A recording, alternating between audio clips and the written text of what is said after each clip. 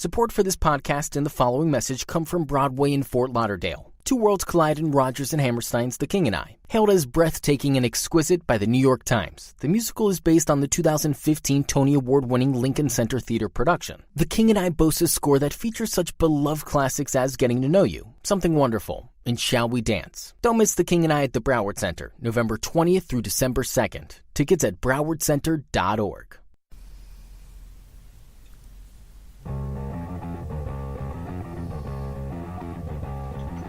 TV party tonight! TV party tonight! TV party tonight! TV party tonight! We're gonna have a TV party tonight! Alright! We're gonna have a TV party, alright! Tonight! We've got nothing better to do than watch TV and have a couple of brews. Everybody's gonna hang out here tonight! Alright! We'll pass out on the couch! Alright! Tonight! We got nothing better to do than watch TV and have a couple of brews. Don't talk about anything else. We don't wanna know. We're dedicated to our favorite shows. And tonight, our favorite show is Daredevil, Season 3, brought to you by the good people at Marvel, Netflix, and ABC Studios. Tonight, I'm joined by Robert Winfrey, the host of the 411 Ground and Pound radio show, and Damn You Hollywood. How you doing tonight, Robert? Much like you, I'm a little under the weather. Change of seasons tends to get you at some point or another, and in my case, it's... Today, mostly, my nose has been running like, I don't know, an Olympic steeplechaser. Well, if your nose is running, why don't you catch it? Ha, ha, ha, ha. I mean, it running is better than it being congested. I can at least taste stuff again. Terrific. But, happy to be here. Really excited for this show. Really excited for the discussion we're going to have. Because we scripted it all out beforehand. I have my talking points. I know you have yours. Yeah, I have some stuff I want to say. We talked before we started recording about how this is probably, if not the best, and one of the best of the Marvel Netflix TV seasons. I think some of the things we've talked about in the past were that some of the seasons ran too long. They didn't have enough story for all the episodes, or only like half of it was solid and the other half goes off a cliff. There's too much music and too many concerts, whatever. I would say this is probably the first time Marvel, at least the Marvel Netflix shows, where there was just the right amount of episodes and solid storytelling throughout, and there really wasn't a lull in the season. Like we've talked about just a couple of examples.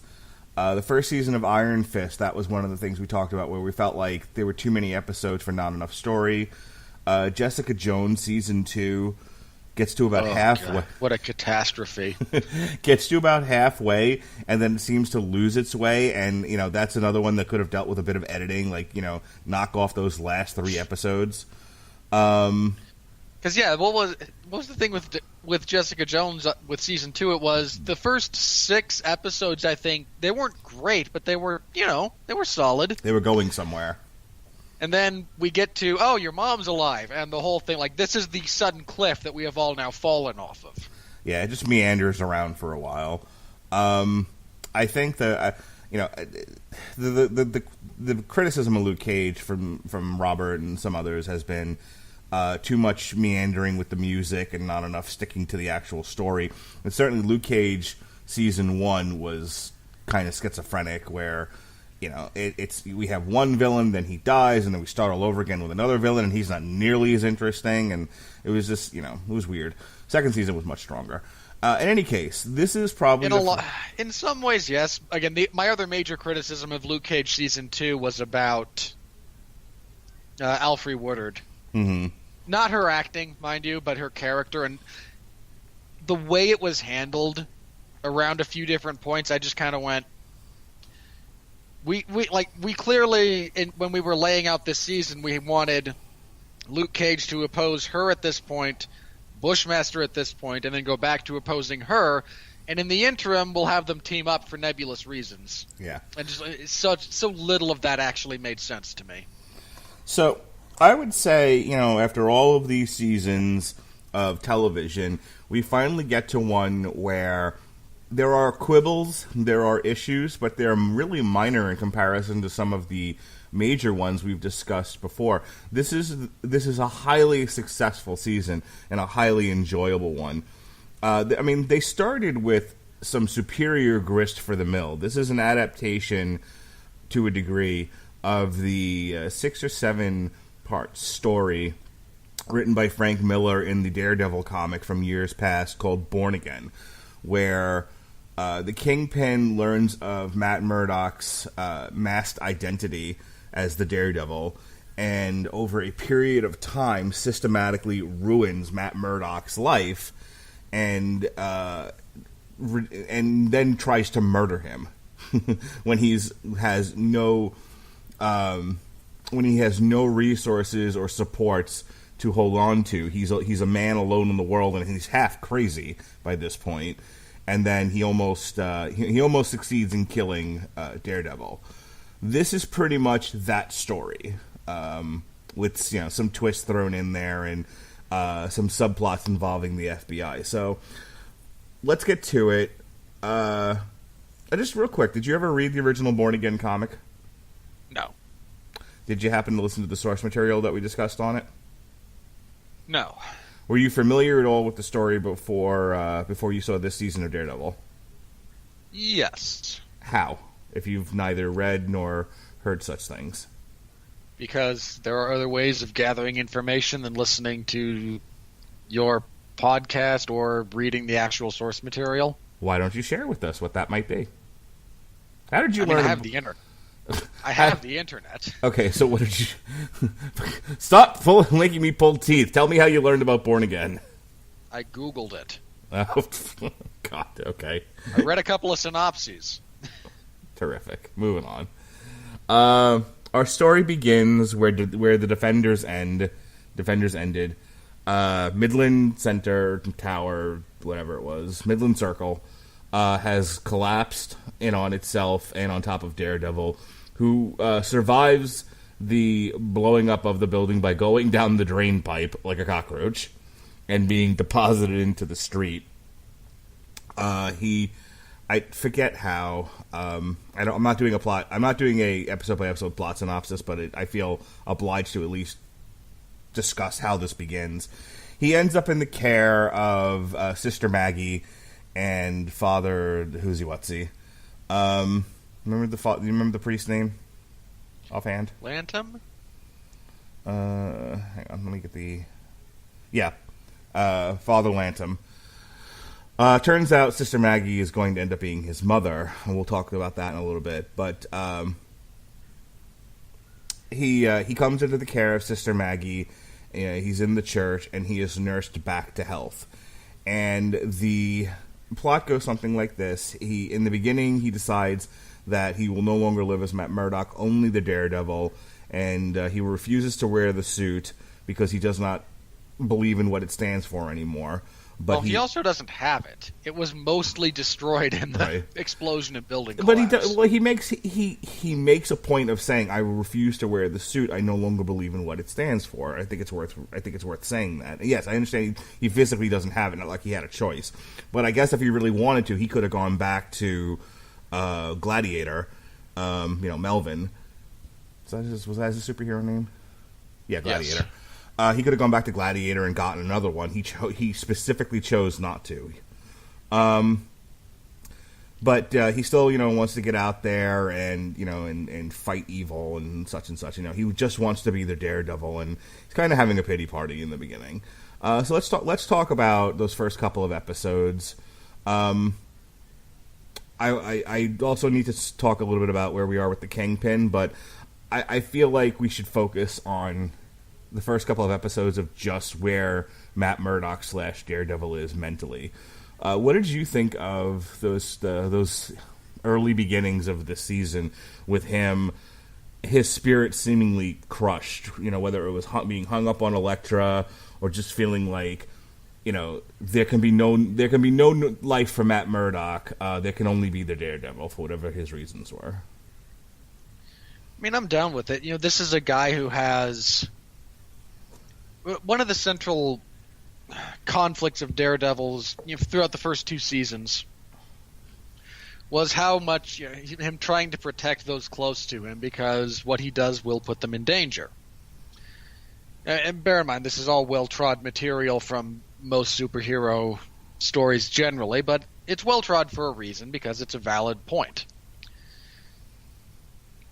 Now if you watch The Defenders, he was... estranged isn't quite the right word, but... Because, he and Foggy and Karen were still friends, but they weren't as close as they had been in the past.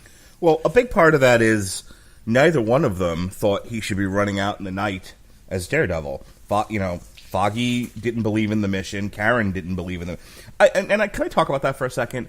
Because Karen goes crazy over the fact that he's Daredevil. And it was like, no, this is bad. You shouldn't be out there fighting crime. Leave it to the cops, you crazy person. Perfectly okay with the Punisher killing people. Just did mental gymnastics, and in some cases physical gymnastics, in defending his right to shoot criminals, but has a major problem with Matt Murdock as Daredevil. Did I miss something, or did they never reconcile those 2 positions she has? I don't think they ever really reconciled them. It's a major flaw in her character and how she's written. It is. I think if you're going to kind of bring up why she might be more okay with the Punisher, first of all, she tried to stop him and persuade him away from killing people. Doesn't work because he's Frank. But she at least tried. And second, this is such a weird thing because this is just where my head goes. But yeah, Frank kills people. If he gets into a really bad spot, he's happy to just murder his way out of it. Matt doesn't. It's this weird... If your frame of reference is how worried are you going to be for the person that you are close to, you're probably less worried about the highly trained military killing machine that is Frank Castle on occasion. As opposed to the blind ninja? As opposed to the blind ninja, yeah. Okay. And don't get me wrong, I'm not saying your point is very valid. That is a major point about her that has never adequately been addressed. It just seems she's racist against blind ninjas. I mean, hey, you blind ninja, I don't like, you shouldn't be out there fighting crime with all your blind ninjaness. You there with the gun, you murdering machine, you're fine though. It's perfectly good. Yeah, I imagine it's kind of like that. I also imagine part of it is that she actually cares more about Matt than she does about Frank. I don't know, man. I feel like, I feel like she lost her patience with Matt in the first season, and she never quite gets it back until the very end of this season. But every time Frank Castle walked on screen, you could I almost feel like you could physically see her get wet. There was some sexual tension going on between her and the Punisher that I was like, that just seemed very natural. I don't even know if anyone in production of Daredevil or the Punisher meant to do that, but it's very apparent to me. Those two together are hubba hubba. There is some chemistry between the two of them for sure. Yeah. Nothing will come of it because nothing will come of it, but... Marvel, Netflix. But, every time her and Frank are in the same room, I feel like it's going to go straight to porn. All right. Go back and watch The Punisher, people, when she shows up for those 1 or 2 episodes, man. I'm telling you, she walks in, and it's, and you can kind of hear the NWO music in the background. Anyway... So, I liked the I like the fact that they know their audience. They know that their audience does not want to wait 4 and 5 episodes like they did with like the Defenders for anything to happen. You know, episode 1, we're out there. You know, Daredevil is out there beating the shit out of people. Trying to. And getting his ass kicked in the process. But can I just say that I really did enjoy the physical repercussions from the building falling on him. Yeah, no, it was very much a fighting. Take a drink, everyone. Very much fighting from underneath babyface story. You know, here we have a guy who starts out really having lost everything. You know, that's the thing. He loses his hearing in one ear. Right. He has no connections to anybody. He's physically broken. He's mentally broken. He's starting off two or three issues into the Born Again storyline, and he'll remain so for at least the first third of the season before he really starts to build himself back up again. I mean, slowly but surely he reconnects with Foggy and then Karen, and we're getting ahead of ourselves here. But I mean, they'll all start to work together, you know, in taking down the Kingpin and all of that, and you know, and by the end of it, he's actually further along physically and mentally than he was at the start of Daredevil season 1, where you know they've accepted him as what he is. They're going to reform the legal firm and all of that. So you know, it's a triumph, but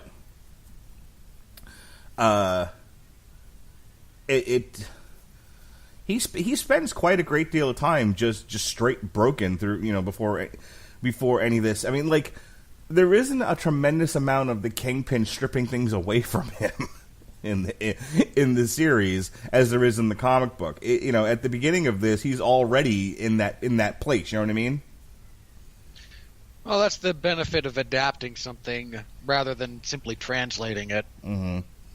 They take the themes and the motifs that went into that Daredevil arc and found a way to adapt to the situation they found themselves in. So if they don't need certain parts of it, they simply translate they get that what is this supposed to be doing to the audience, to the characters, and then find a similar way to try and do that. You know, do we need 3 episodes of setup where the Kingpin methodically takes things away from him, or can we just start him in a place that we all understand where he is kind of broken already, and move on from there? Speaking of the Kingpin, he's been in prison. He had a brief appearance in season 2 when Frank went to prison, and you know, such as Kingpins want to do, he has thought himself a great plan to get back to where he needs to be, which is he is going to essentially fake being an informant for the FBI.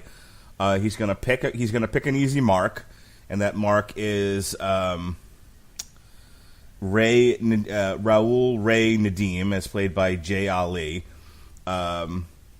He's going to lead him astray, as it were. And I'll tell you, here's my issue with the Kingpin storyline. Here it is in a nutshell. He's going to turn on and give up information on all these different mafia families, so that there's no competition, and he'll be the only one offering protection. He'll have control over the FBI. He'll have control over the New York PD. He'll be unstoppable, and everyone will have to go to him. And he will be the undisputed kingpin of crime. Okay, here's my issue, and I think it stretched credulity when it got to the very end of the season, where Ray is going to go before the grand jury, and even the grand jury who had just gotten picked were all, you know, in the Kingpin's pocket, or at least he had the one guy in the Kingpin's pocket who was then threatening everybody else, and they all caved. Like, there's a degree, they give him a degree of clairvoyance, you know, to see 30 steps down the road, you know, and all the individuals that are going to need to be turned, that, to me, after a while, it's just like, all right. I don't buy that your reach is that deep. You know, I can buy you've got some cops on the take. I can buy you've got an FBI or two agent on the take. That he owned the entire New York office to the point where the one woman kills, what was it, the district attorney or whatever, that gets killed, in her house. Like, not enough that I didn't enjoy the season or took me out of it, but it was definitely a huge eye roll moment for me. Yeah, the grand jury was a moment. I mean, because there's a couple of reasons about how grand juries are convened that essentially preclude this from happening. Right. That's what I'm saying. Like it goes against the entire point of a grand jury. I was more okay with him having dirt on literally everyone on his protection detail. Mm-hmm. I was more okay with that than I was. Right. Figuring out who's going to end up being Bullseye and all of that. Fine, I can live with that.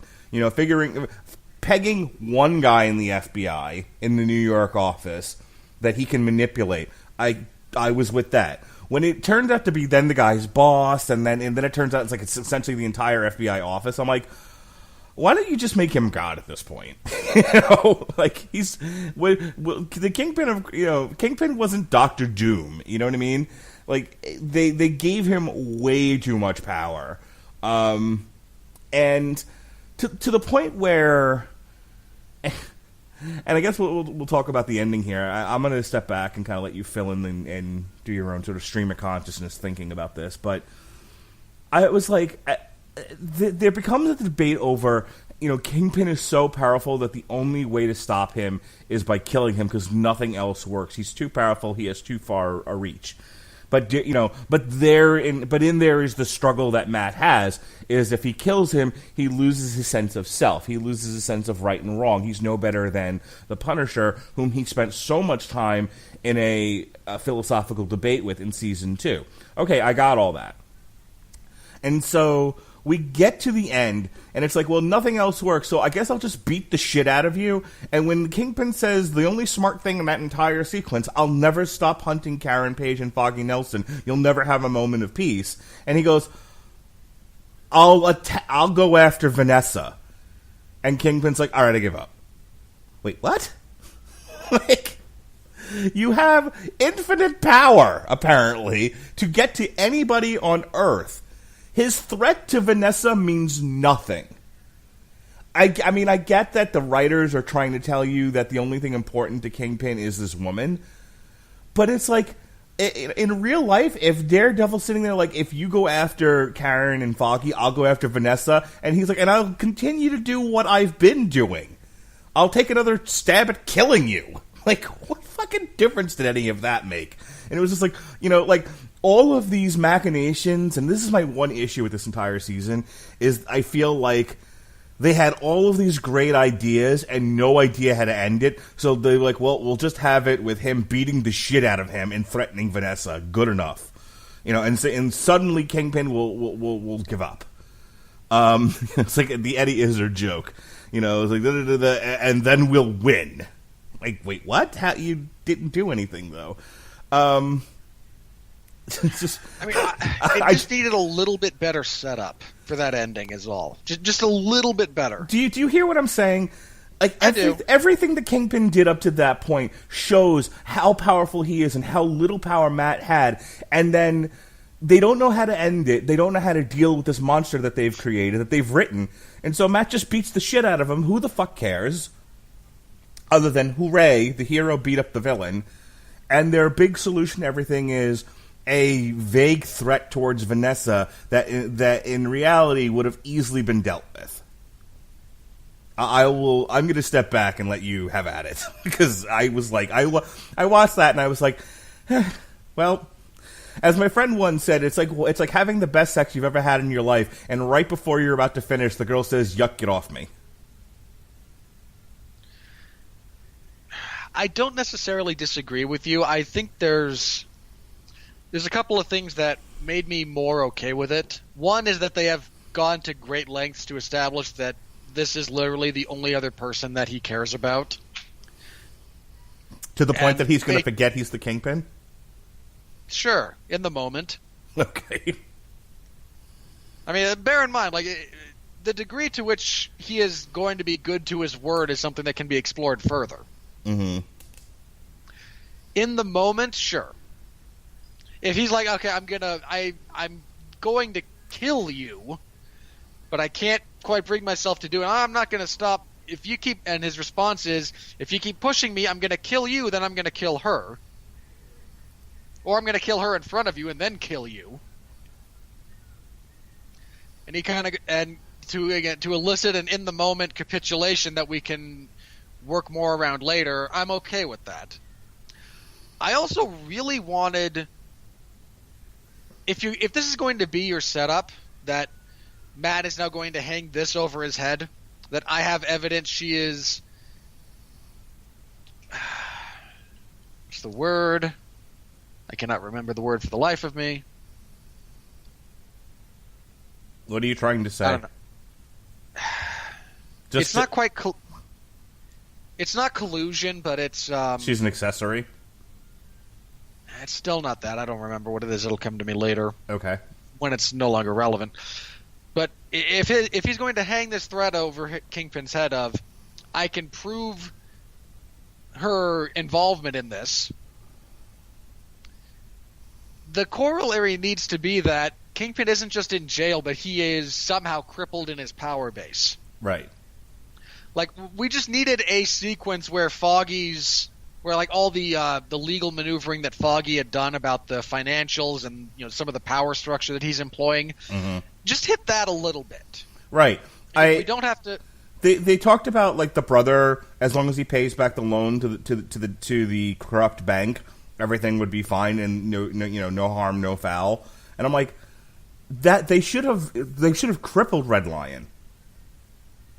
Yeah, because that's the only thing. Like, because again, the point being, if you want to hang that over his head, there has to be some flaw in his power base that's going to prevent him from simply whisking her out of the country again. Right. I mean, Matt's not going to go on a world trip. He's not going to go globe-trotting to fix this. He's not Batman. Yeah. I think a stronger ending really would have been that, Matt saying to him in that moment, I'm not going to kill you, but I'm going to bring Vanessa in. Vanessa's going to prison right along with you, and Kingpin saying, leave Vanessa on the street, and our feud is over. I won't go out. As long as Vanessa is free, Karen Page and Foggy Nelson shall also be free. And then, as the Kingpin is being pushed into the car, have the camera pan up to her in the high tower, and she smirks. Now you've got some grist for the mill for season 4, as we have Lady Kingpin of Crime, #MeToo. There's no stop that. It's too early in the podcast / late in the evening for you to start with that crap. But I'm serious. I'm not pitching terrible movies here. I'm saying that I won't get into. I'm joking about the political implications and the current scheme of things. Okay, let's put that to the side. That was a joke. But I'm deadly serious when I say that setting her, because here's the thing. I'm not just pulling that out of my ass. She essentially said to him, I don't really want to be with you if you're just going to keep me in a corner. My attraction to you is being a part of your world. I want to be, essentially, she said in so few words, I want to be Lady Kingpin. So why not set that up? No, I was waiting for the double cross from her, in all honesty. Like, I was genuinely waiting during that final fight scene, which I loved to death. Mm-hmm. I love that 3-way brawl they have. Oh, that's great. Yeah, that's good shit. I was waiting for her to encourage Matt to kill him, because now they're married, so she inherits all of his assets. I think that would have been a little too over the top and a little too out of left field. I like my way.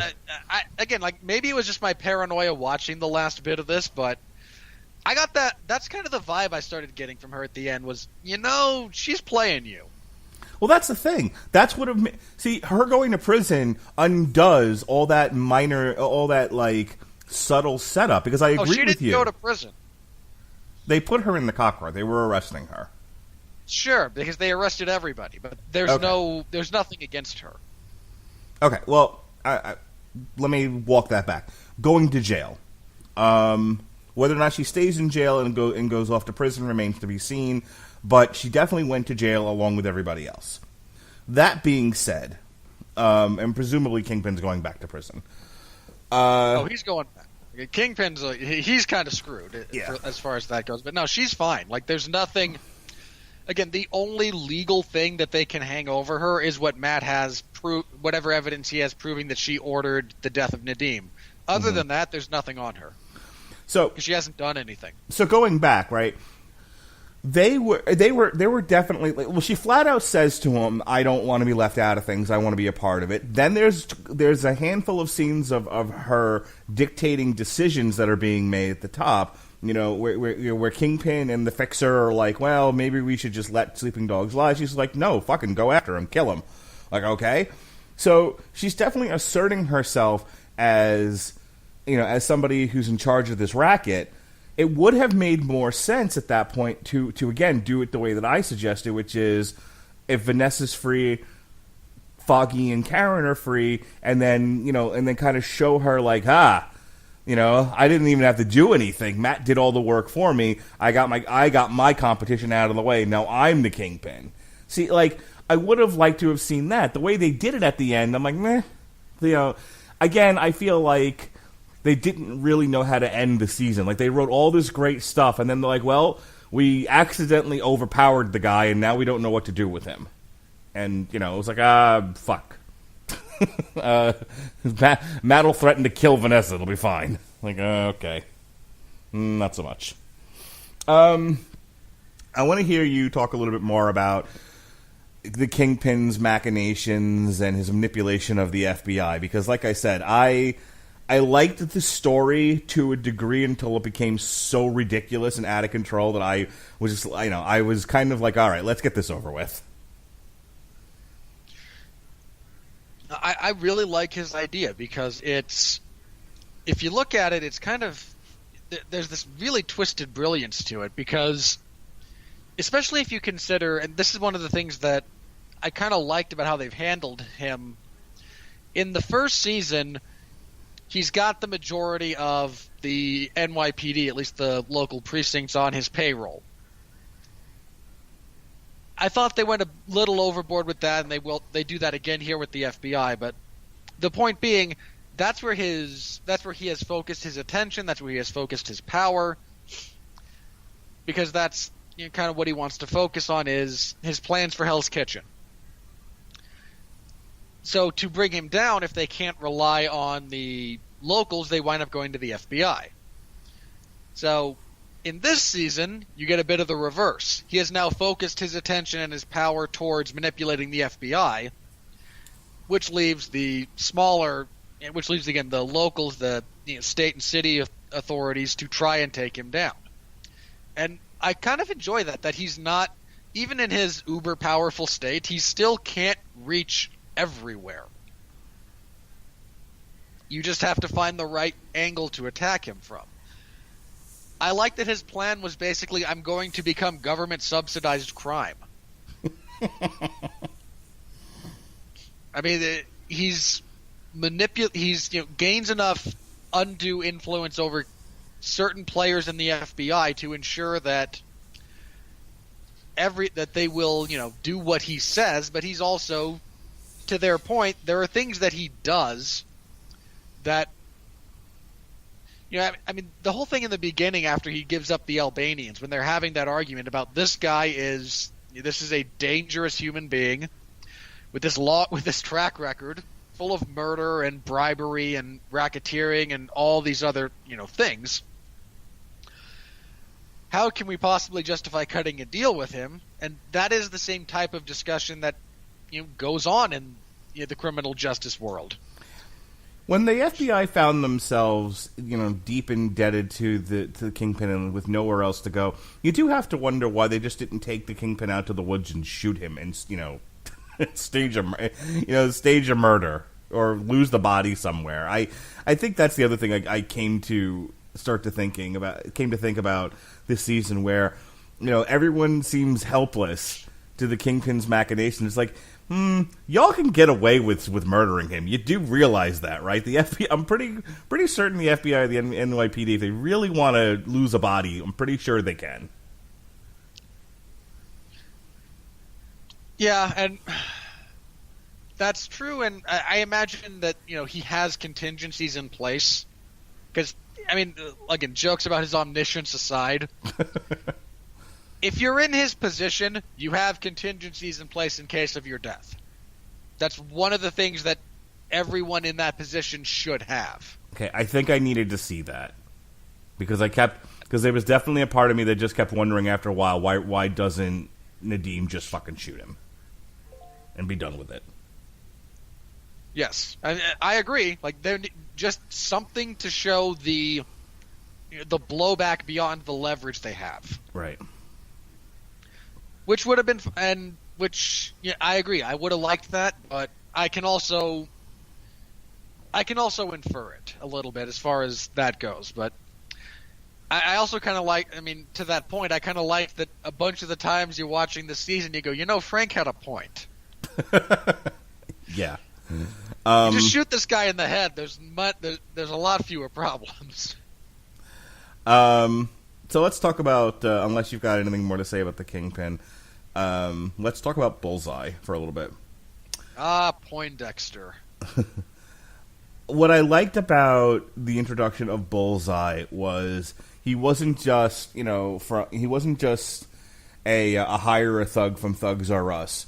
It was a manipulation of a broken man. It showed what Kingpin's really the best at, is finding people who are so broken or so needy, and figuring out what buttons to press to make them do what he wants them to do. He turned this guy, who was a fairly productive member of the FBI into this killing machine. You can tell he's already damaged, but he's not broken. Like, this is clearly someone that is... He was functioning. He was functional but vulnerable. Like, even people who interact with him, the fact that he's gone to psych eval enough times, there's a few eyebrows that might be cocked in his direction. Well, first of all, I don't know how he got in the FBI, but that's a whole other story. Given his history, no way he gets it. He doesn't get on the Hillsborough County Sheriff's Office, let alone the FBI. But whatever. I'll accept it, for the purposes of the story. Maybe somebody looked the other way. Whatever. What I'm saying is, the thing. Part of I imagine that part of the logic behind that is, if you're gonna put him in, because he mentioned that he served in the military as well. So if he's got a decorated military record, and you put him in a position to minimize his interaction with civilians, because you mentioned he was on their version of the SWAT team. He was purely tactical. Right. Maybe the fact that he's got a few... there's a lot of people in that position who have issues, not as severe as his, mind you, but, you do want someone who's not going to hesitate to pull the trigger if it's necessary. That's fair. I think we can both agree realistically he's not getting in the FBI, but for the purposes of... Oh, no. Unless... The only thing I can possibly think of was if he really went through the effort to bury and seal his juvenile records. Right. But what I'm saying is, this isn't like he's already a bad seed and the Kingpin is, sort of tempting him with goodies, with power or whatever else. This was a damaged guy that Kingpin was able to press on the right fissures and fully break. And the other thing is that it's really like a symbol of what people are going through now. That feeling of like helplessness and powerlessness, and that the theme of taking back your power, and in some cases through violence. Getting a chance to get even. Like when he gives him the Daredevil suit, and it was like that whole what's if I remember correctly, and correct me if I'm wrong, but what's propelling that forward is Kingpin convincing him that this is his way to get even, essentially, with the powers that be. Yeah, they have screwed you. Look at you. You've done nothing but your job. And, I mean, bear in mind, that's not literally nothing but your job, because he did shoot 2 guys who were trying to surrender. But the point he's making is, you have, in your mind, you've done your job. And you've saved lives, you've done everything within your power that you are aware of to be the good guy. You know, I mean, he even says himself at one point when he's being investigated, if I just put on a mask and done this, they'd be cheering me. Right. So I think as far as contemporary writing, a lot of the superhero stuff gets kind of labeled as, it's comic book, and so it's sort of meaningless. But I feel like, this was, if you take the comic book out of it and you just sort of look at it at face value, I thought this was pretty well written contemporary a contemporary essay on the American conversation now. Again, about powerlessness, about just going about your life, living your life, and feeling like more and more of your opportunities are being taken away from you. I'm not making any argument here. I am speaking for people, okay, who feel this way. There are people who feel this way. They're out there. They voted. You can take a wild guess who they voted for. And this is where they're coming from. And I feel like they went out of their way to give that mentality, that theme, that philosophy a voice in the show through the corruption of Poindexter and him transitioning into Bullseye. And then he's just an awesome ninja. He's the best ninja I've seen in Marvel yet. There's a few things related to him that I want to touch on. Any issue with what I just said? Nah. Okay. First of all, episode 5. Yes, 5. Which is the one where Kingpin gets a hold of his psychological history and he's going through it and he figures out how he can exploit him, and we get some of his backstory. I love that episode. And I mean this in the best way possible, that genuinely reminded me of some of the better episodes of the television series Hannibal. You've got, again, parts of it have a very artistic, almost stage production feel to them. You definitely get Kingpin, again, not assaulting anyone physically, not threatening anyone overtly, but just finding the right buttons to push to get people to do what he wants. And I imagine that was deliberate. I've mentioned before that the showrunners for Daredevil across all 3 seasons have very clearly drawn some lines between their version of Wilson Fisk and that of Hannibal Lecter. I mean, there's a reason that his introduction in season 1 is set to the Goldberg variations. There's a reason that in season 2, when Matt goes to visit him in prison, they copy the scene from Silence of the Lambs where Clarice meets Hannibal for the first time. I mean, again, these are all deliberate choices by the showrunners, I'm fairly sure. So them still playing with that in this instance continues to make sense. I also love the first, my favorite one-on-one fight scene in all of the Marvel Netflix stuff, the first fight between Daredevil and Bullseye in the Bulletin. That is just beautiful. Yeah, that is an excellent. I mean, you know me, I'm not into the kung fu fighting, and a lot of the stuff I find monotonous. But that fight, that was a piece of cinematic wonder, and it just sort of it's a lesson in how a scene can be choreographed and filmed, and you don't need a tremendous amount of special effects. I mean, it was so well done. A lot of single camera work in that, which I thought was great. But I mean, it's not like they were dependent on a lot of explosions or CGI or whatever. It was a dude throwing shit. I loved they also very clearly told the story. When this is a fist fight in close proximity, Matt wins. Right. As soon as there's any distance between them and Bullseye has stuff to throw at him. Right. When he's on the back foot. When he's able to use projectiles, he's Matt's at a deep disadvantage when it's in close quarters. That, by the way, the use of the Muay Thai wraps, I thought was awesome. Like, Yeah.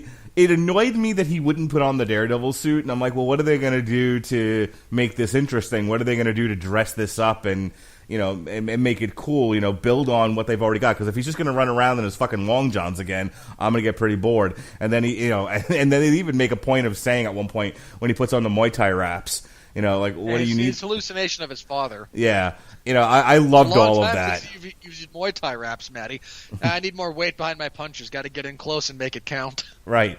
I'm like, perfect. I love that, you know, it was like, look, this just needs a little something to make, you know, his costume in this season interesting if they're not going to use the damn suit. And I was like, okay, I'll accept Muay Thai Daredevil. That's fine. Yeah, I was perfectly okay with that. And, I mean, all of the fights between Daredevil and Bullseye are great. I watched that first one again in the Bullet, and it was just like, I really hope they top it, because that's even better for me, because that was so great.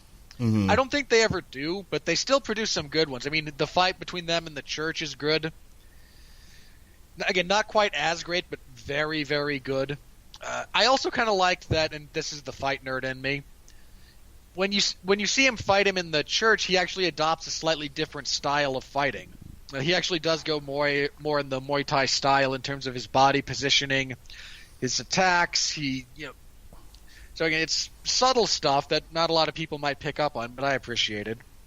And then again, the three-way at the end between Bullseye, Daredevil, and Kingpin was just, I was so happy with that. Did you cringe when Kingpin, again, you know, you talk about fight styles. I like the fact that essentially they wrote Kingpin's fight style as lumbering giant. You know, yeah, he is King Kong Bundy in there. If he ever makes contact or gets a hold of you, you're dead. Well, what I was specifically referring to is when he grabs Bullseye and just rams him into the fucking wall. Just runs into the corner of that brick wall and oh yeah, I loved that. And breaks his spine. And you hear the crack. Yeah, he saw that, and I legit cringed on the couch. Like, ow. Then he drops him, and you see like a significant corner of the wall collapse. Right, that was good shit. Oh, I enjoyed that. I mean, he shoves Daredevil, like he knocks Matt through a couple of walls. At one point in that scene, he throws Kingpin up a set of stairs, across a minor balcony, and through some safety glass. Like Kingpin doesn't throw down very often, but they make a point to make it be really, really awesome when he does. Yeah. I mean, he does beat that one guy to death with just his fists in the car. Yeah, he does. So yeah, I liked the character of Bullseye. We're both just going gaga over his fight style. Again, I like the fact that it was a fleshed out, well written character, you know, that had a fall from grace and then just kind of just bathes in his own insanity after a while. Like you know, it's like it's almost like a becoming. You know, somewhere inside of him was this being all along, this Bullseye. And once it's out, he's like, I don't ever want to stop being Bullseye. I'll be Bullseye forever. I liked all of that instead of him just being a thug. I also like the fact that he wasn't, what was it, Colin, whatever his face is in the Ben Affleck movie, who was completely overacting. Yeah. Hey. Colin Farrell's Bullseye is the only good thing about that movie. And he was totally overacting. Totally. Oh, yeah. Unequivocally, he was. Still the only good thing about that movie, with an honorable mention to Michael Clarke Duncan being just kind of generally awesome. So my point being that here you have the story of two Bullseyes. One in which you have a character, you know, who is just, you know, who's over the top and ridiculous and silly, and then one that is really well written and gritty and interesting and awesome. You know, it's just like two ways of handling the characters. Look how different they are. Just needed to be pointed out. We have been at this for almost an hour. We've talked about sort of the high points of the season, some things that we should have done, that they probably should have done differently. Let me hit on a couple of different character points. I thought this was Foggy's season. I thought he tended to be a bit of a whiner, a bit of a male Adrian in the first 2 seasons, and I liked the fact that him and the girlfriend. First of all, I thought the girlfriend was at some point gonna be done with him. I liked the fact that the girlfriend was like committed to him and seemed to be a decent gal, and that she had some great ideas, and that in the writing they had great ideas for how to use Foggy. Running against the district attorney and all of that. I thought all that was great. I thought this was the best use of Foggy so far, and I really enjoyed. Generally, I would agree with that. Apart from like the college flashback from season 1. Yeah. But actually, I'd agree with that, with the exception of that singular episode in season 1, because Nelson v. Murdock is still like the high point of this show. Yeah, but we're talking one look, season long. This is all awesome Foggy. Like, I don't have a problem with anything he does in this season. I like the fact that he wasn't a do nothing character. Like, he isn't there just for Matt to bounce off of and be a reflection, a reflection wall. Like, he's his own character with his own motivations, and I liked that he, in his own way, he was also a hero. By the same token, Karen, less of a twat in this season. I thought that was a nice change. I especially I liked the head-to-head that she goes to with the editor. Where like she knows who Daredevil is, and he's like, "Well, you have to tell me." He's like, "Well, I'm not gonna." And he's like, "Well, you're fired." And he's like, "Okay, I guess I'm fired then." I liked the fact that they played with that, if only to set up the fact that she was going to go back to work for Murdock and Nelson to begin with, but still, whatever. What do you think of her flashback episode? Oh boy, I thought it. Here's the thing. I didn't care, but by the same token, I thought at least it gave you some interesting background on her as to why she's the way she is. Problem is, I don't care enough about her as a character. Again, she's kind of a twat. And it in the Defenders and the Punisher and the earlier seasons of Daredevil, I always felt like she was too self-righteous, and too. Like she was supposed to be the moral voice of whatever argument was happening, and she just comes across as grating. So when they show you the flashback, it's like, okay, well, that's cool. At least we know why she's the way she is, and she's in the shape she's in Daredevil season 1. I just don't care enough about the character. The less Karen, the happier I am. Okay, that's fair.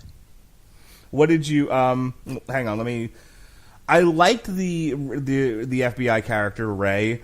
I thought he played an earnest dunce very well. Yeah. He did a good job with that. You watch that guy and you're just thinking, man, you're being played and you don't even see it yet. You're too stupid.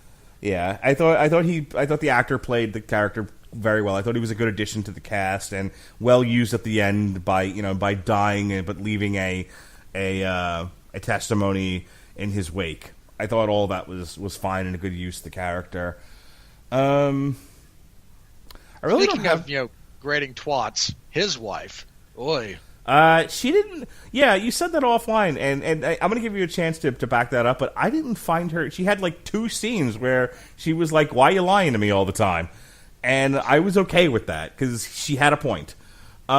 She did the first time, but when the next like 3 scenes are her just being, no, you need to be home more, and you need to be home more because hey, it's not like law enforcement keep weird hours, and you need to work out our financial situation. Oh, and stop lying to me.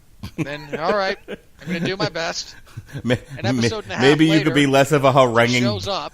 Maybe you could be less of a haranguing bitch. just maybe. Just a thought. Why are you lying to me? Maybe because I don't want you to get killed. You think about that? Let me just quick wrap up, and then I'll toss the conch shell to you. I wanted to say that about Karen, Foggy, and Ray. I don't have a whole lot else to say about the cast, except I did want to talk a little bit about Sister Maggie. I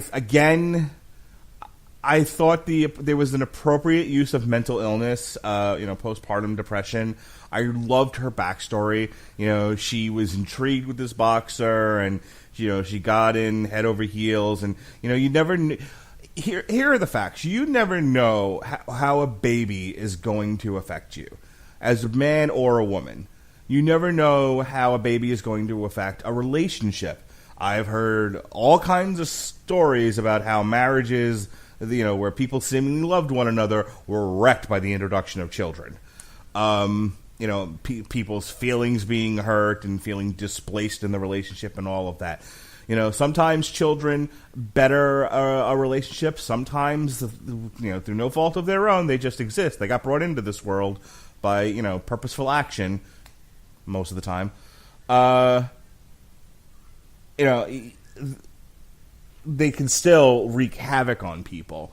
And I like the fact that, here you have this woman who makes a choice for herself and then admits she's a coward by never going back and at least explaining herself when she had every opportunity to do so. That she's not, she may be a nun, but she's not perfect. And they don't write her with any sort of righteous indignation or anything like that. I really, really liked the Sister Maggie character, and I liked her story, and I liked, the fact that she's imperfect. Also, I have to give Charlie Cox. Charlie Cox, is that the actor's name? Charlie Cox a lot of credit when he finds out that Sister Maggie is his mom. That was some superior acting. I mean, not necessarily Typhoid Mary, Iron Fist Season 2, but wow, I was really impressed, and and my heart broke for him in that moment. So it's that scene where he's punching his improvised heavy bag and he overhears her praying. Right. Yeah, that was some good stuff there. It was really some superior writing on this, So I dropped a lot there. One last thing, and then I'm going to turn it over to you, and then I think we'll wrap. I mentioned in an earlier podcast that this reminded me of Season 3 of The Wire. Here, let me explain what I mean by that. So, The Wire Season 1, you're introduced to the Baltimore City Police, and you're introduced to the Barksdale crime family. And at the end of it, through sacrifice and hard work and machinations of the lawyer, they only get a portion of what they really went after regarding the Barksdales. You have the one kid who gets a ridiculous sentence and takes the weight for the whole family, and everybody else gets like partial sentences or whatever. It's not nearly what they had hoped for, and McNulty is sort of left, wondering, what have I done? I've wrecked my career over this, and for what? A portion of what we were aiming for. This is not justice. That's Season 1 in a nutshell, right? And so Season 2 comes up, and the expectation is there'll be more of the Barksdale. There'll be more of the Barksdales. There'll be more of the police, trying to finish off this crew. Nope. Completely goes in a different direction. We're away from that part of the city. We're dealing with the docks and the Union and the loss of the American dream as a theme. And there's a little bit of the Barksdales in there, but not a tremendous amount. Season 3 is essentially part 2 of the Barksdale storyline. And by the end of it, we're done with the Barksdales. There's nothing left. They are in ruin. I mean, most of them are dead at this point. But the rest are in prison for life. Okay. Very similar structure with Daredevil. So Daredevil Season 1 is Daredevil versus the Kingpin. Daredevil Season 2, you get a little bit of the Kingpin, but it's mostly Daredevil and the Punisher, Daredevil, Elektra, and the Hand. Daredevil Season 3 is essentially part 2 to Daredevil Season 1. It's the return... it's essentially Kingpin's revenge. And I feel like there's nothing left of Kingpin's story to tell. Like, if we never see him again, in the Marvel Cinematic Universe, it's fine. His story is told. There's nothing really left here to say, just like there was not a whole lot to say at the end of Season 3 vis-a-vis the Barksdales. So, to me, structurally, Daredevil and The Wire are very similar.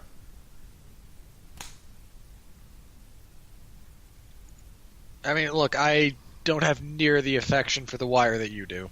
It's not about affection. I thought I fairly described the structure of both and the similarities between Daredevil and The Wire. I don't disagree with your comparison. Okay. Yeah, I mean, I at no point did I give an opinion on, this is good, this is bad in that. I said, hey, look, they were both kind of the same thing. They left where they left Season 1. They went completely in a different direction with Season 2, and then Season 3 they went back to what they were dealing with in Season 1. Period. I mean, unless you have a major disagreement with that, I'm just going to kind of turn things over to you. Anything left unsaid, things you wanted to talk about. Things I've said that you want to mull over and give your opinion on.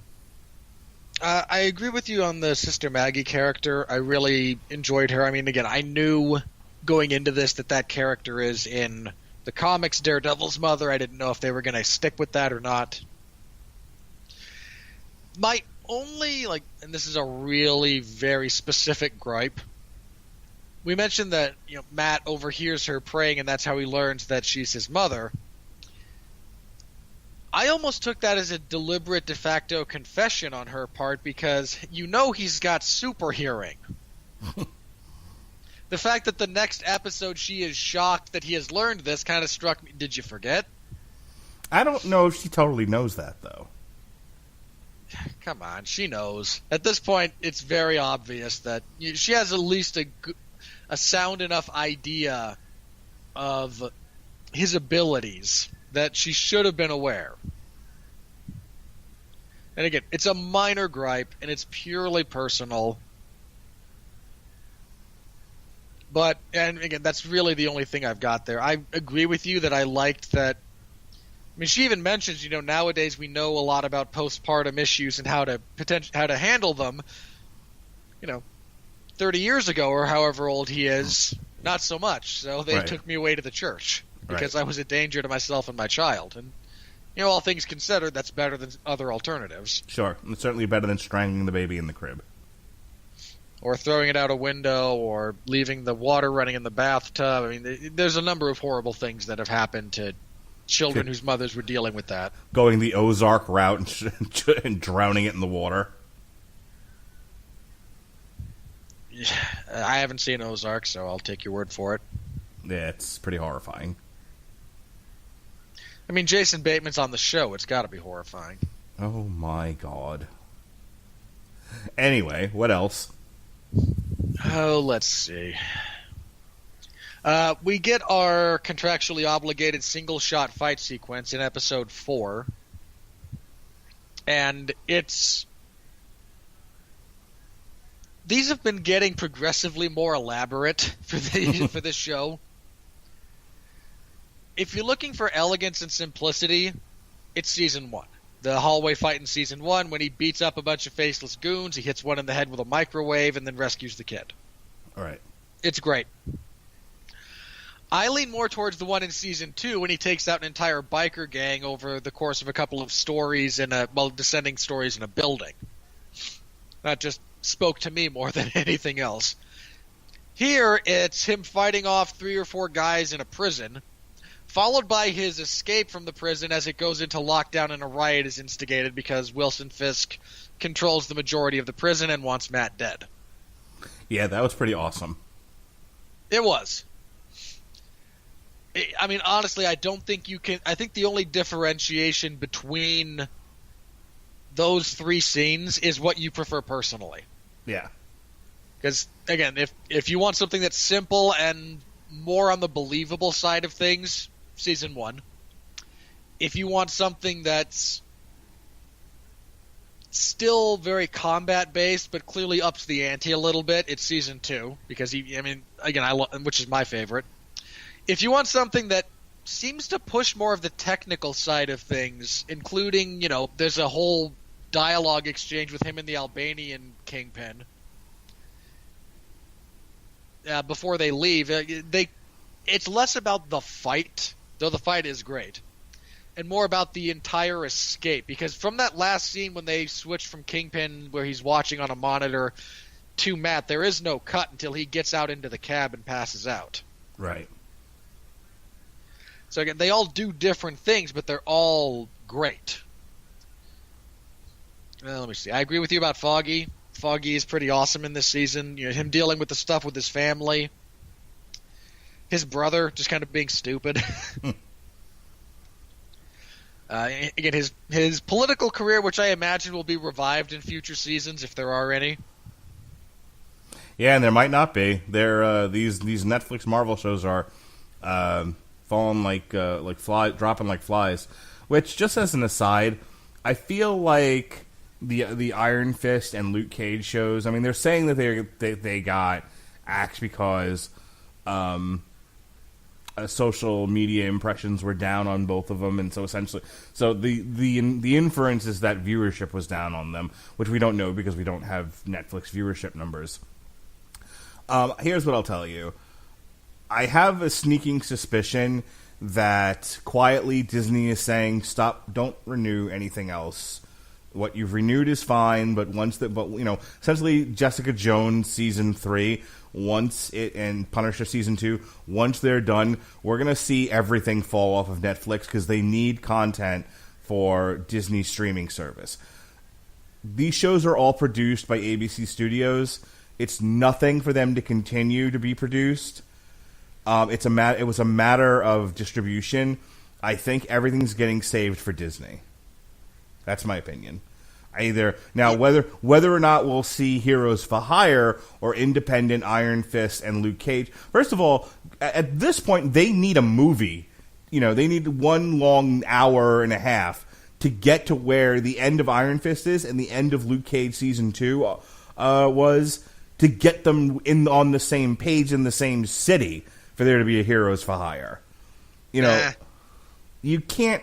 The way they ended Iron Fist, you can't seemingly jump into a Heroes for Hire where they left that. You kind of can with Luke Cage. At least he's still in Harlem.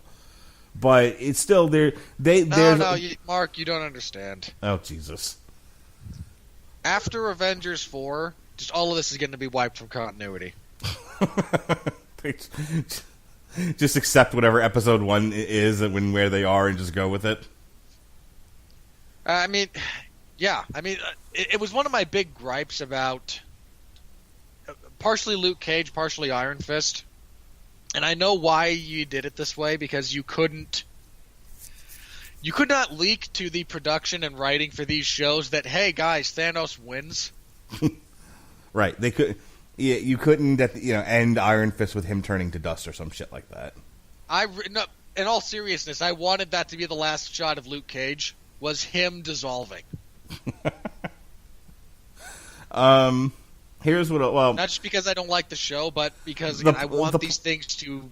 The problem is on the timeline. Iron Fist takes place after Luke Cage. All right.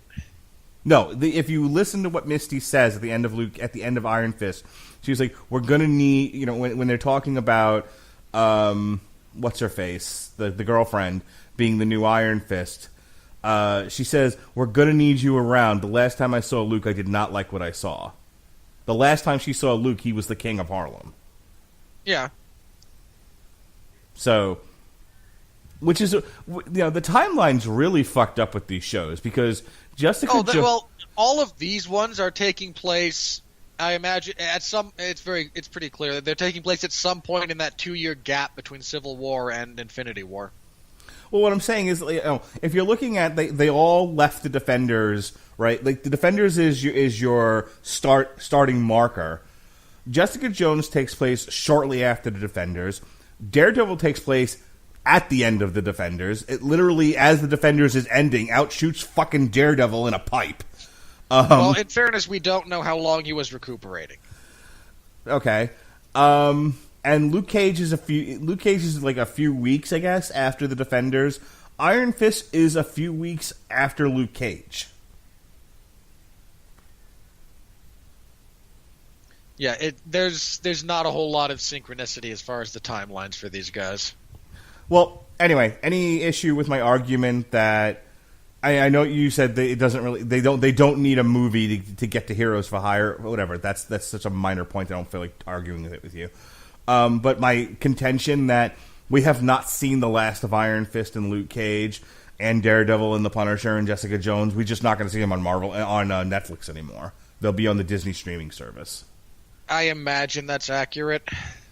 I mean, Runaways and Cloak and Dagger and the New Warriors, which there was a pilot ordered for. All that shit's going to end up on the Disney streaming service. You mark my words. Probably, but someone would have to care about it first, and no one cares about those. They've renewed Cloak and Dagger for season 2. Someone clearly cared. Nah. Do you have any idea how much crap gets renewed that no one cares about? Your mom gets renewed that nobody cares about. All right, anything else about... again, you have conceded the argument. Anything else about Daredevil season 3, sir? No, I don't really think so. Let me see. Was there anything that I didn't touch on? Is there anything... let us assume, whether it's on the Disney streaming service or Hulu or Netflix or the Playboy channel or your mom, that there is a season 4. Any thoughts about what you would like to see? What Daredevil villains, or at this point, any villain, considering they're using other people's villains all over the place. They've clearly set up Bullseye to return. Sure. With the adamantium skeletal structure. Right. We have a really clear setup for the Gladiator. Because while we've seen Melvin, Daredevil did just leave him to get arrested by the cops. Right. So him feeling betrayed and then coming back for revenge actually as the Gladiator is a pretty easy thing to see how it would do. Right. So yeah, just you see how that would work. I'm not terribly familiar with his rogues gallery, all things considered, beyond those 3. Yeah. Beyond the big 3 of them. Last year we read Guardian Devil, which was written by Kevin Smith, and I believe the big bad in that one was Mysterio. No, Kevin Smith is terrible. Yes, he was, and it was a terrible book, but it was an interesting story in the sense of, for a lot of it, Matt's hallucinating and nearly kills a baby. Black Widow is in it. Yeah, I don't know. I was never like a huge Daredevil fan, so this is probably one of those we should have pitched to Ben Cologne beforehand to see what he thought. Yeah,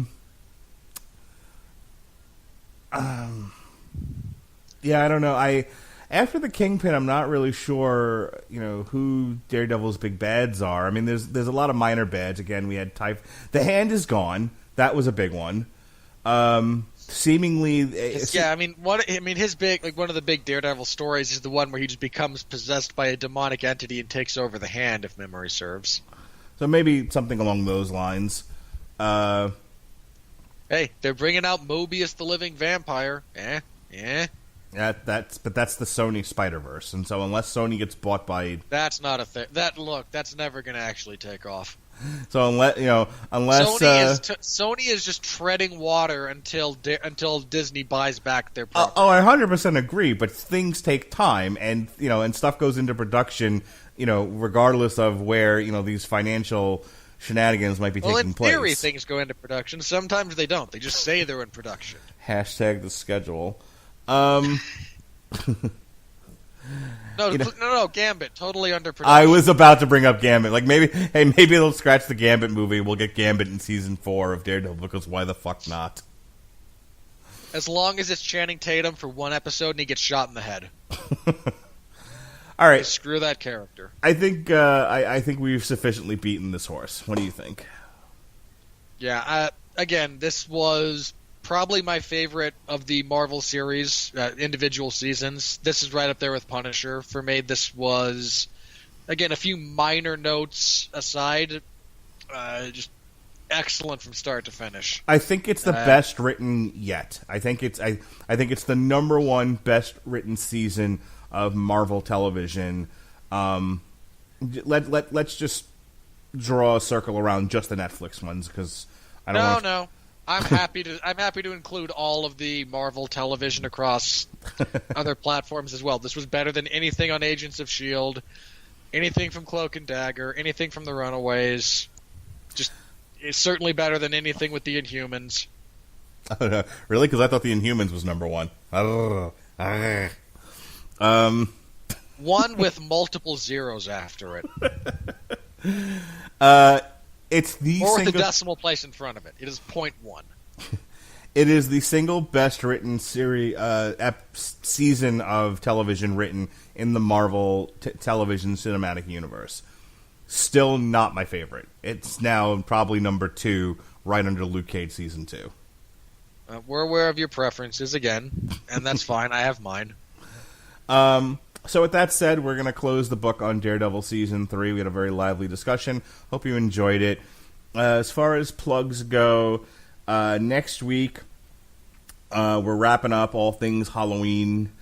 We've got Halloween Night Dance on source material, the on trial for Halloween 2 from 1981. The Boys Just Want to Have Fun from Italy, Trick or Treat.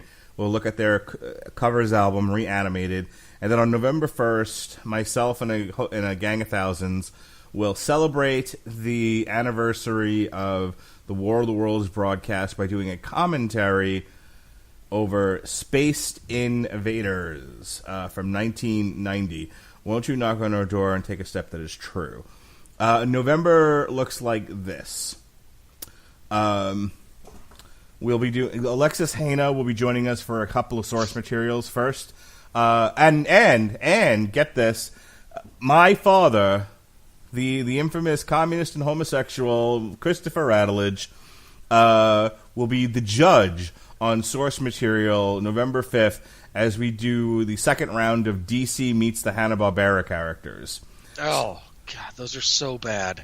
So we're going to have Alexis Haina, she'll be on.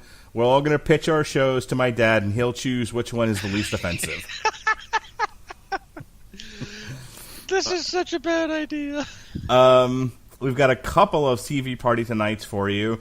Myself and Robert Winfrey and possibly Robert Cooper. One never knows. We'll be looking at Season 7 of Voltron on November 6th.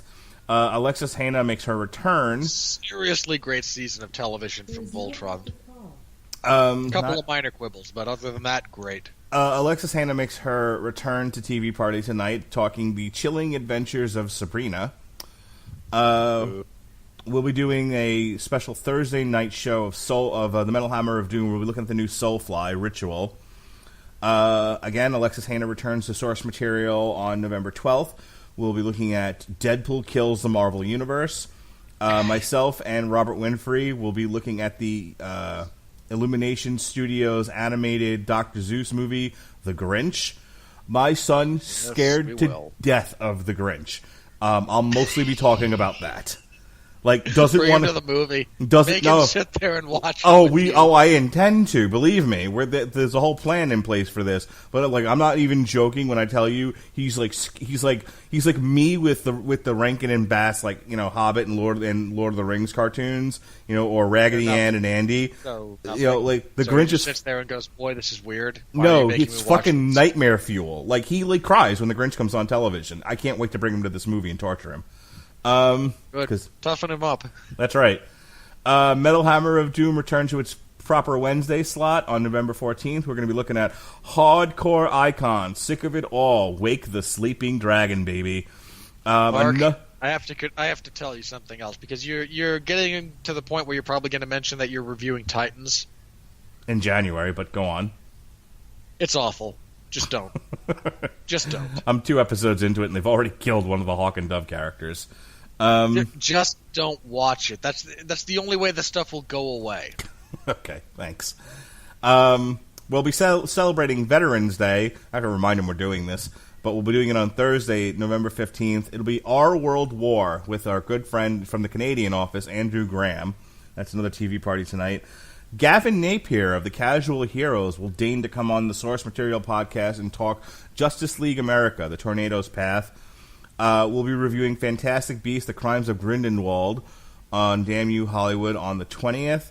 Our yearly turkey episode, as we like to call it, on the Metal Hammer of Doom this year we'll be, instead of looking at an old turkey, we're going to look at a new turkey, Hoobastank Push, which came out earlier this year. Oh yeah, and I mean that should be like the name of that whole band is just a turkey. Yes, it is. And then we wrap up November with Hawkeye Volume 1, My Life as a Weapon by Matt Fraction. Damn You Hollywood for the new Robin Hood that looks like utter crap. Metal Hammer. Do we still have to review that? Didn't they move the date so there's something else coming out like the same week? Yes, Creed 2. You want to do that instead? No, there was something else. Wreck-It Ralph, which I took off the schedule. Oh, God. Yeah, I will not be watching. I won't put myself through Creed. This Robin Hood adaptation. Yeah, you will. I don't know what I'm going to see instead, but... No, you're going to see Robin Hood. We're going to talk about it. Neither of those things is accurate. We'll be looking at POD Circles on the Metal Hammer of Doom. And then finally, wrapping up November, will be the On Trial. The whole reason why I've kept Robin Hood on the schedule was because I wanted to do this. I want to make a whole Robin Hood week. Robin Hood, Prince of Thieves, On Trial. That's an interesting one. That's an interesting choice. Yeah, see? Now you have to see the new Robin Hood to complete the week of podcasts. No. Hold on. There's a significant difference between me saying, Robin Hood, Prince of Thieves is actually the type of movie that On Trial was made for, where there's positives and negatives, and talking about them is a productive and interesting discussion, and me having to sit through 100+ minutes of Taron Egerton and Jamie Foxx trying to dude bro in Middle Ages garb. No, not the same thing. There's a UFC fight on December 1st.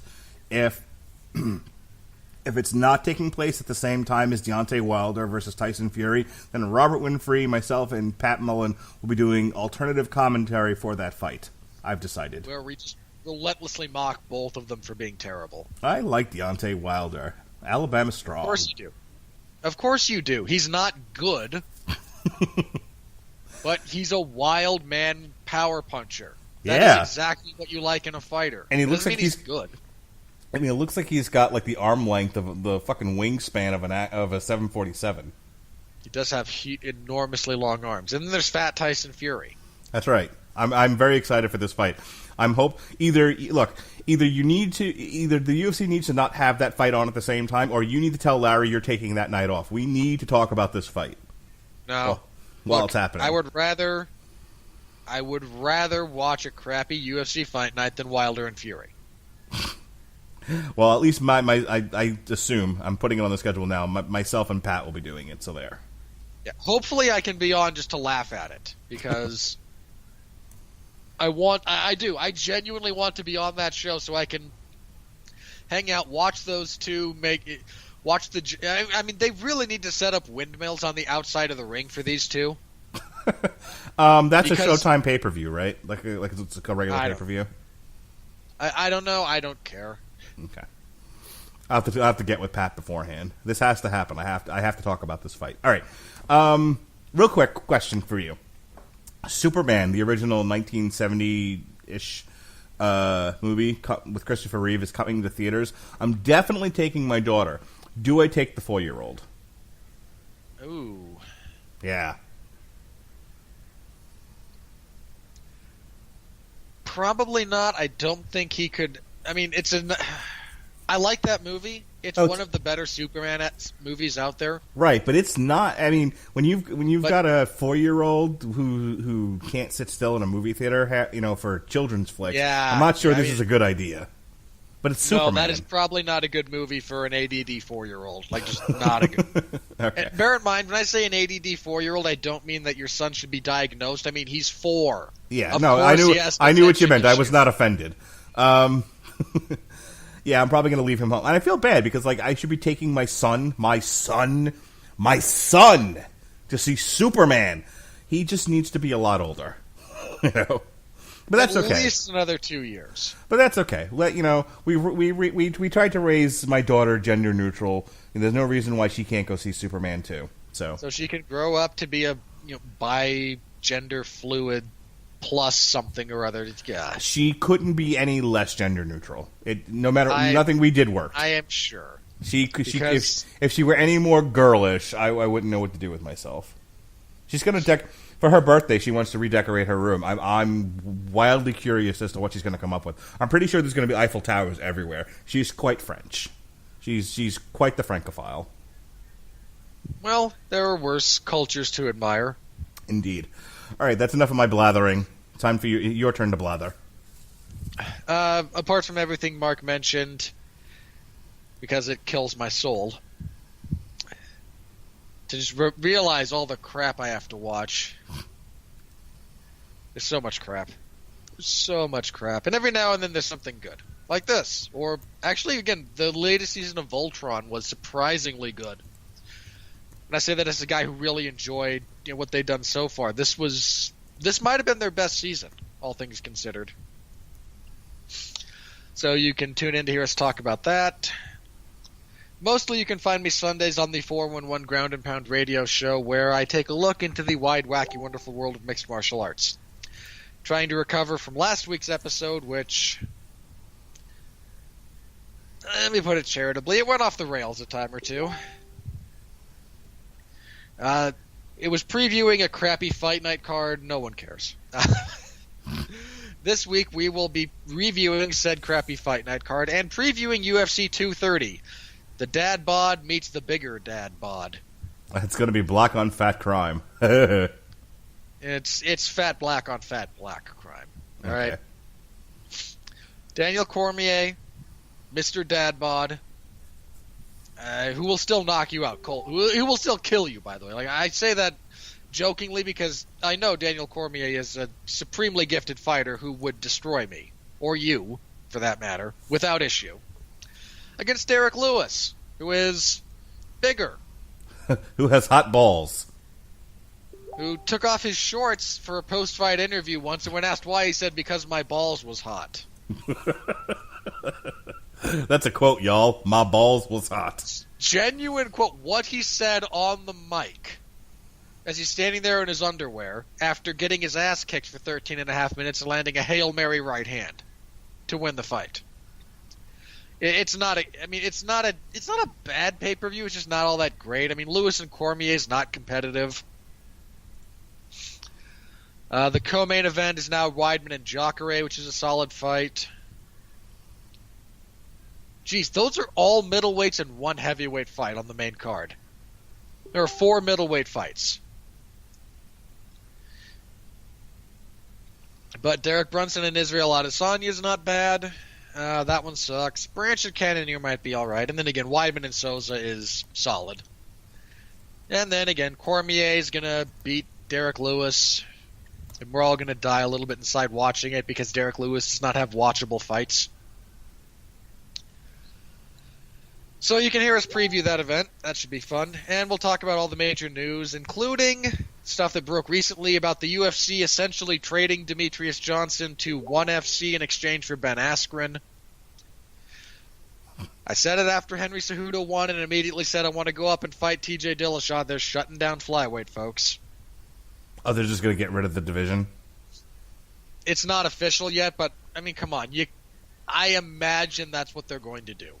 Henry Cejudo doesn't want to be at flyweight. He doesn't like the weight cut. And Demetrius Johnson has destroyed that entire division. And should not have lost the belt to Henry, by the way. I scored that for DJ. But now Demetrius is leaving the UFC. The other best flyweight in the world doesn't fight for the UFC because Kyoji Horiguchi is awesome. Your champion doesn't want to fight in the division. The division itself has never taken off with fans. I mean, yeah, they're not going to keep it around in any kind of official capacity after TJ smokes Henry Cejudo. And make no mistake, guys, TJ Dillashaw is going to smoke Henry Cejudo. That is not a close fight. So we'll talk about that. Again, what it means for both promotions. Ben Askren in the UFC. He announced his signing and immediately sent a specific tweet about each and every member of like the top 15 in the welterweight division. Because Ben Askren is just that kind of guy. And, oh, God. I'm happy for Ben to be in the UFC, but I've also seen a lot of Ben's fights. Yeah, I feel like this is George St. Pierre with even less personality. No. Ben's got more personality. If you haven't seen his episode of the Joe Rogan Experience or look up some of his trash talk on Twitter. It's relatively entertaining. I mean, that's fine. I just remember Ben Askren's fights being the cure for insomnia. You're also remembering him from 5 years ago in Bellator. That is correct. He made a couple of really important adaptations to his style that have smoothed out a lot of those issues. So he's no longer dry humping people for 25 minutes at a time? Would you let me finish? His positional game he adapted his positional game to be more based around wrestling than jiu-jitsu. So he's not battling guys, trying to get hooks in from back mount. Instead, he just takes a roll position or a ride and smashes you from there. Now, he doesn't smash you because he doesn't hit that hard, but you can't get him off you. And he got a lot more stoppages just because you can't get up and I'm going to keep hitting you. Right. Okay. Well, we'll see. Again, if your only impression of him was, again, Bellator 5 years ago, look up a few of his one fights, and again, it takes a slightly discerning eye to see the difference, but he made a significant adaptation that led to a greater success rate. And him in the UFC will be interesting. All right, I got confirmation from Pat that he's probably available for Tyson Fury versus Deontay Wilder. Okay. Again, I hope I am, because laughing at those two will be fun. Yeah, I enjoy it when we're a three-man booth. All right, are we ready to say rock and roll on this thing? Yeah, just if you haven't seen Daredevil Season 3, watch it. It is, again, probably if we're talking objective quality, it's the best out of all of them. It's only a little better than Titans on the DC Universe. It is light years. Slightly better. The light that Daredevil Season 3 emits will not reach the ass end of the universe where Titans exist for another 100,000 years. And on that note... Streetwalker Starfire. Thank you for joining us here on TV Party tonight in our meandering discussion. For Robert Winfrey, be well, be safe, and behave.